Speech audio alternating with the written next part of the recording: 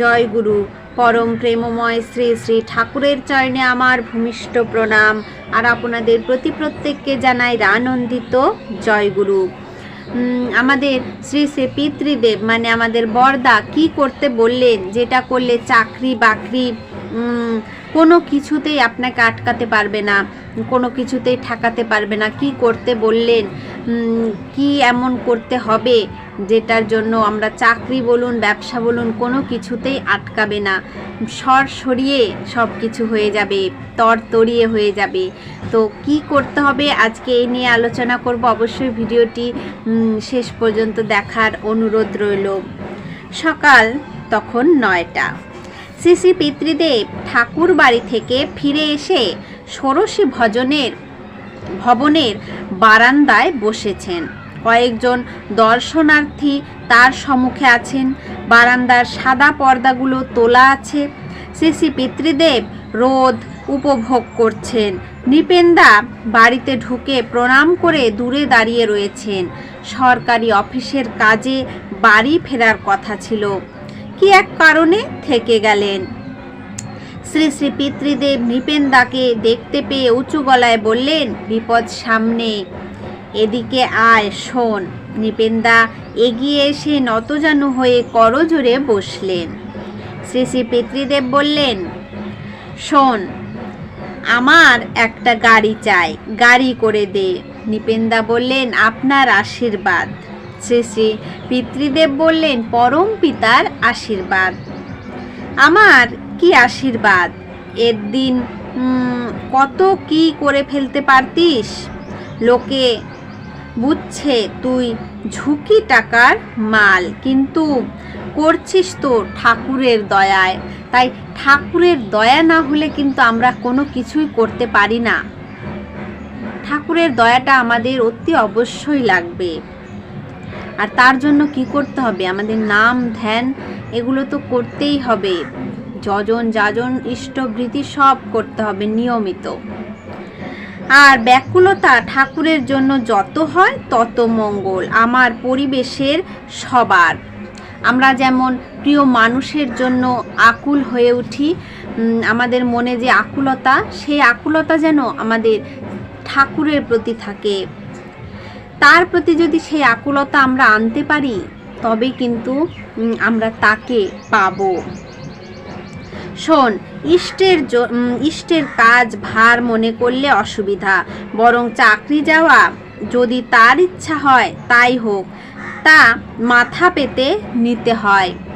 শুধু প্রার্থনা থাকবে আমি যেন তোমার চরণ অচ্যুতভাবে ধরে রাখতে পারি। তোমার কার্য সাধনের জন্য যদি নরকে যেতে হয় সেটাও আমার কাছে পরম পুণ্য। নৃপেন্দার সর্বাঙ্গ কাঁপতে লাগলো। বললেন, এবারে আসার ফলে অনেক লাভ হলো, আজকে থেকেও লাভ হলো, খুব আনন্দ হচ্ছে। শ্রী শ্রী পিতৃদেব বললেন, আমি যা বলছি করবি। নৃপেন্দা বললেন, আজ্ঞে, আপ্রাণ চেষ্টা করব। শ্রী শ্রী পিতৃদেব বললেন, ঠাকুরের জন্য করবি, প্রাণপণ করবি, দেখবি মঙ্গল হবে। সকলে নির্বাক হয়ে ইষ্টকর্মে প্রেরণা উদ্দীপক দৃশ্যখানি উপভোগ করে চলেছেন। ছলো ছলো নেত্রে নৃপেন্দা বললেন, এবারে ভেবেছিলাম আপনার চরণে কাঁদবো, কাঁদতে পারিনি। শ্রী শ্রী পিতৃদেব বললেন, কাঁদবি কি জন্য? সব কাদা হয়ে গেছে। যাজন করবি, ঠাকুরের কাজ করবি, ইষ্ট লাগি কর্ম করা, সেই তো হলো পুণ্যে ভরা।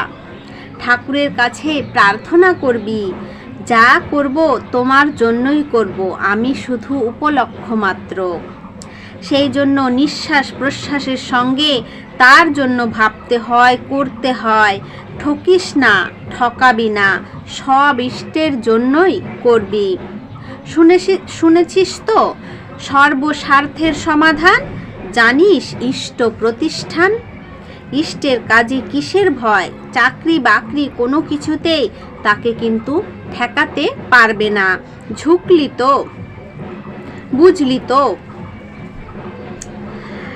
এখানে আমাদের শ্রী শ্রী পিতৃদেব বলেছেন ঠাকুরের কথাগুলোই, যে ইষ্ট লাগি কর্ম করা সেই তো হলো পুণ্যে ভরা। যত আমরা ইষ্টের কাজ করব, ইষ্টের যদি ইচ্ছা হয় যে তার চাকরি থাকবে না, সেটা আমাদের মাথা নত করে মাথা পেতে নিতে হবে। তার জন্য যদি আমরা রাগারাগি করি তাহলে তো হবে না। আর ইষ্ট যদি চায় তিনি আমাদের সব কিছু পাইয়ে দিতে পারেন। চাকরি বাকরি বলুন, ব্যবসা, সব কিছুতেই কিন্তু আমাদের ইষ্টকে মনে রাখতে হবে।